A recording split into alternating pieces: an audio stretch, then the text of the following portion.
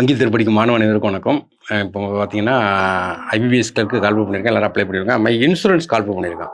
இப்போ இன்சூரன்ஸ்னு பார்க்கும்போது ஆக்சுவலாக பார்த்தீங்கன்னா 2 வகையான இன்சூரன்ஸ் உண்டு. ஒன்று வந்து லைஃப் இன்சூரன்ஸு, இன்னொன்று வந்து நான் லைஃப் இன்சூரன்ஸ். நான் லைஃப் இன்சூரன்ஸ் என்ன கேட்டிங்கன்னா, இந்த காருக்கு இன்சூரன்ஸ் போடுறது, பைக்குக்கு இன்சூரன்ஸ் போடுறது, அந்த நான் லைஃப் உயிரில்லாத பொருளுக்கு இன்சூரன்ஸ் போடுறது. லைஃப் இன்சூரன்ஸுங்கிறது நமக்கு எல்ஐசி.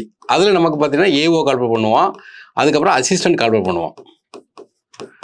என்ன நான் லைஃப் பொறுத்த வரைக்கும் பார்த்தீங்கன்னா இந்தியாவில் பொறுத்த வரைக்கும் நான் லைஃப் வந்து 4 நான் லைஃப் இருக்குது. அதாவது நேஷ்னல்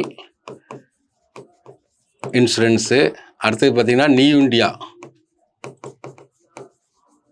என்ன அடுத்தது யுனைடெட், அடுத்தது பார்த்தீங்கன்னா ஓரியண்டல். இந்த 4 வகையான இன்சூரன்ஸுமே பார்த்தீங்கன்னா ஏஓ அண்ட் அசிஸ்டன்ட் கால்பு பண்ணுவோம். 4லையுமே வரும். இது அப்படியே பார்த்தீங்கன்னா பேங்கிங் பேட்டர்னில் தான் இருக்கும். அப்போ நீங்கள் வந்து இப்போ வந்து நமக்கு என்னென்னா அந்த 4 வகையில் பார்க்கும்போது 4வது இது பார்த்தீங்கன்னா ஓரியண்டல்.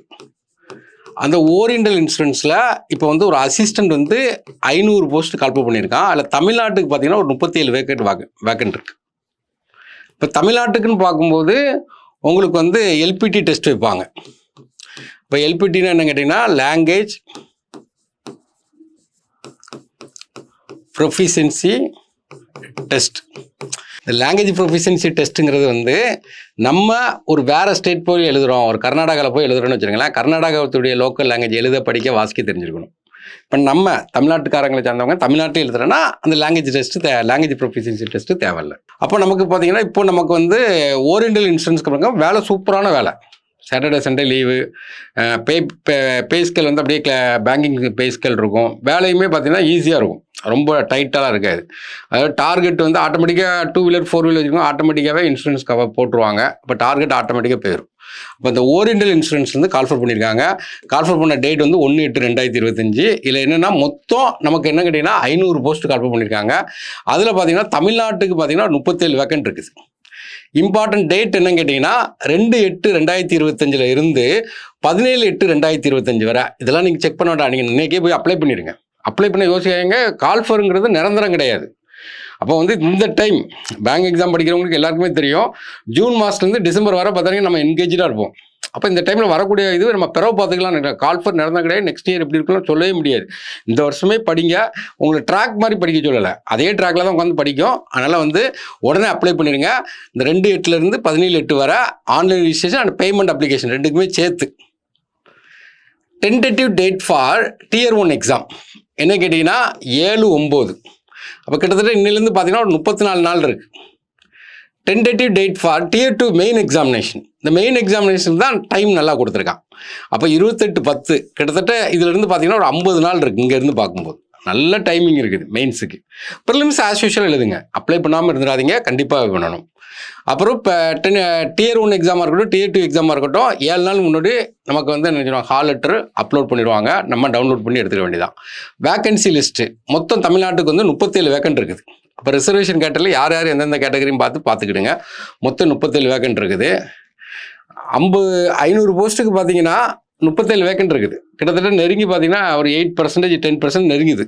ஏன்னா ஏஜ் இப்போ ஒரு கவர்மெண்ட் எம்ப்ளாயி நம்ம எழுத போகிறோன்னா நமக்கு ரொம்ப முக்கியம் என்னென்னா ஏஜ், எஜுகேஷ்னல் குவாலிஃபிகேஷன்,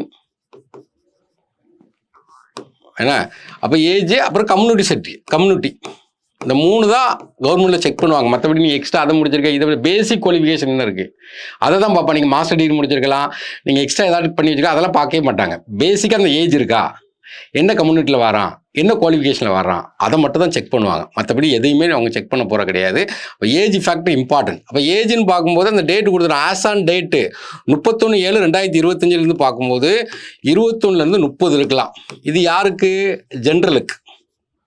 இப்போ நம்ம SC STயாக இருந்தோம்னா 21 35 வரை இருக்கலாம். அதர் பேக்வர்டு கிளாஸில் நான் கிரிமிலேயராக இருந்தால் நீங்கள் வந்து என்ன சொல்லுவாங்க, ஓப்பன் கேட்டகரி போயிருவீங்க. இந்த கேட்டகரி போயிருங்க. நான் கிரிமிலேயராக இருந்தீங்கன்னா 21 33 வரை எழுதலாம். இப்போ பேங்க் எக்ஸாம்லாம் 28 தான் இருக்குது. கிளரிக்கலுக்கு இருக்கும்போது அவங்களுக்கு ஒரு பெஸ்ட் ஆப்ஷன். டிசபிள் கேண்டிடேட்டாக இருந்தாங்கன்னா 21 40 வரை எழுதலாம். இப்போ எக்ஸர்வீஸ்மெண்ட்டுக்கும் கொடுத்துருப்பாங்க. அப்போ ஏஜ் ரிலாக்ஸேஷன் நல்லா பார்த்துடுங்க, எஜுகேஷன் குவாலிஃபிகேஷன் பார்த்துடுங்க, கம்யூனிட்டி பார்த்துக்கிடுங்க.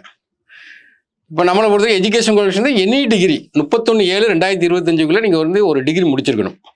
Tier 1 exam, preliminary exam, objective type.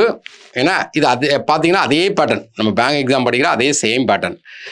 English வந்து நமக்கு என்னன்னா 30 கொஸ்டின் 30 மார்க்கு, ரீசனிங் வந்து 35 கொஸ்டின் 35 மார்க்கு, நியூமரிக்கல்ட்டு 35 கொஸ்டின், மொத்தம் எவ்வளவு அப்படின்னு பார்த்தீங்கன்னா 100 கொஸ்டின். ஒவ்வொன்றுக்குமே தனித்தனி டைம் 20 நிமிஷம் 20 நிமிஷம் 20 நிமிஷம், அதே பேட்டர்ன் தான். அப்போ இங்கிலீஷ் லாங்குவேஜ் மட்டும் இங்கிலீஷில் மட்டும் தான் இருக்கும், மற்றது இங்கிலீஷ் அண்ட் ஹிந்தியில் இருக்க போகுது. 60 நிமிஷம் என்ன 1 ஹவர் டெஸ்ட். ஏன்னா அது வந்து ஒன்லி ஸ்க்ரீனிங் டெஸ்ட் தான். அடுத்தது பார்த்தீங்கன்னா Tier 2 எக்ஸாம் தான் முக்கியமானது. இதில் என்னென்னா மொத்தம் 200 கொஸ்டின், ஒவ்வொரு கொஸ்டினுக்கு 1.25 மார்க். 1.25 மார்க்னா 50 மார்க்னு வரும். இங்கே மார்க்கை பார்க்கணும், கொஸ்டினை மட்டும் பாருங்கள். இங்கிலீஷ் வந்து 40 questions, reasoning 40 question, numerical ability 40 question, computer 40 questions, general knowledge awareness 40 question. Time பார்த்துடுங்க. இங்கிலீஷ்க்கு வந்து நமக்கு 30 நிமிஷம், ரீசனிங்க்கு 30 நிமிஷம், மேக்ஸுக்கு 30 நிமிஷம், கம்ப்யூட்டருக்கு 15 நிமிஷம், ஜென்ரல் அவேர்னஸ் இது வாஸ்து போடுறது தானே, என்ன 15 நிமிஷம், மொத்தம் 120 நிமிஷம். அப்போ இதுதான் பேட்டர்ன். இதுக்கப்புறம் தான் நமக்கு என்ன வைப்பாங்க அப்படின்னா அந்த லாங்குவேஜ் ப்ரொஃபிஷியன்சி டெஸ்ட் வைப்பாங்க. லாங்குவேஜ் ப்ரொஃபிஷியன்சி டெஸ்ட்டுங்கிறது இப்போ தமிழ்நாட்டில் உள்ளவங்க, தமிழ்நாட்டுக்காரங்க எழுதுகிறவங்களுக்கு, தமிழ்நாட்டில் எழுதுகிறவங்களுக்கு அது கிடையாது.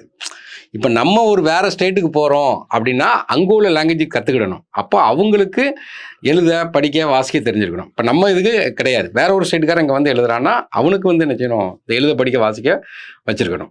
எக்ஸாம் சென்டர் ஏன்னா Tier 1 பொறுத்த வரைக்கும் சென்னை, கோயம்புத்தூர், மதுரை, திருச்சி, நாகர்கோவில், தஞ்சாவூர், விருதுநகர். அடுத்த Tier 2 பொறுத்த வரைக்கும் சென்னையில் மட்டும் தான் வச்சு என்னது எக்ஸாம். அப்ளிகேஷன் ஃபீஸ் பார்க்கும்போது நமக்கு SC, ST, டிசபிள் கேண்டிடேட், எக்ஸர்வீஸ்மெண்ட்டுக்கு 100.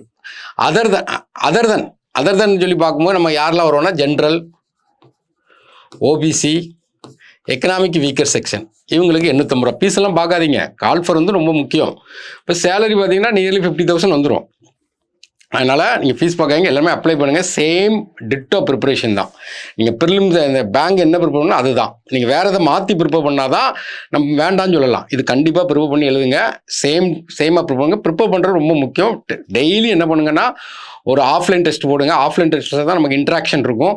ஒரு ஆன்லைன் டெஸ்ட் போடுங்க. ஏன்னா டெஸ்ட் வந்து ஆன்லைனில் தான் நடக்க போகுது. ரெண்டுமே போடுங்க. கரெக்ஷன் நல்லா பாருங்கள். டெஸ்ட்டு போடுறதுல முக்கியத்துவமாக என்னன்னு கேட்டிங்கன்னா கரெக்ஷன் நல்லா பார்க்கணும். ஒரு மணி நேரம் டெஸ்ட்டு போடுறீங்க, கரெக்ஷன் பார்க்காம போயிட்டீங்கன்னா வாழ்க்கையிலே இந்த 1 மணி நேரம் உங்களுக்கு வேஸ்ட் ஆயிடும். கரெக்ஷன் பார்த்துட்டிங்கன்னு வச்சுங்களேன், நமக்கு வந்து நம்மளுடைய இது தெரியும். கரெக்ஷன் பார்க்காம போய் அதே டெஸ்ட்டை திரும்ப போட்டால் அதே மாதிரி தான் வரும். கரெக்ஷன் பார்த்துட்டு போனீங்கன்னா செண்டம் போட்டு போயிடுவீங்க. அப்போ கரெக்ஷன் நல்லா பாருங்கள். பார்த்துட்டு எங்கே வீக்காக இருக்கீங்களோ, இப்போ ஒரு ப்ராஃபிட் அண்ட் லாஸில் ஒரு கணக்கு தப்பாயிட்டா வீட்டில் போய் ப்ராஃபிட் அண்ட் லாஸ் சாப்டர் எடுத்து பாருங்கள். சிலாகிசத்தில் ஒரு தப்பாயிட்டா சிலாகிசத்தை எடுத்து பாருங்கள். எங்கே வீக்காக இருக்கீங்களோ டக்குன்னு எடுத்து பாருங்கள். அந்த தப்பு திரும்ப வரக்கூடாது, வேறு தப்பு வரலாம். ஏன்னா நம்ம எப்போவுமே பார்த்தீங்கன்னா செஞ்ச தப்பையே திரும்ப செஞ்சாங்கன்னா முன்னேறவே முடியாது. புதுசாக தப்பு செஞ்சால் நம்ம என்ன செய்யலாம், ப்ரோக்ரஸ் ஆகிட்டே இருக்கலாம். அப்போ செஞ்ச தப்பு திரும்ப வரக்கூடாது. அப்போ எக்ஸாமில் தப்பு வந்துன்னா வரக்கூடாது. அப்புறம் பேங்க் எக்ஸாம் பொறுத்த வரைக்கும் என்னென்னா அந்த கொஸ்டினை செலக்ட் பண்ணுறது ரொம்ப முக்கியம். அதான் வெரி இம்பார்ட்டன்ட். அப்போ உங்கள் கெப்பாசிட்டிக்கு எது வருமோ அதை மட்டும் தான் செலக்ட் பண்ணணும்.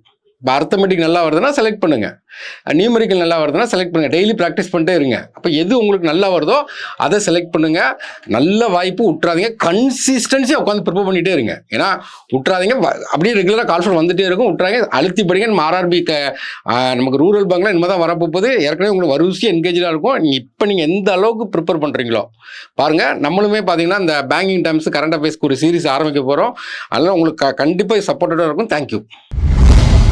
சுரேஷ் IAS அகாடமி, வெற்றியின் முகவரி.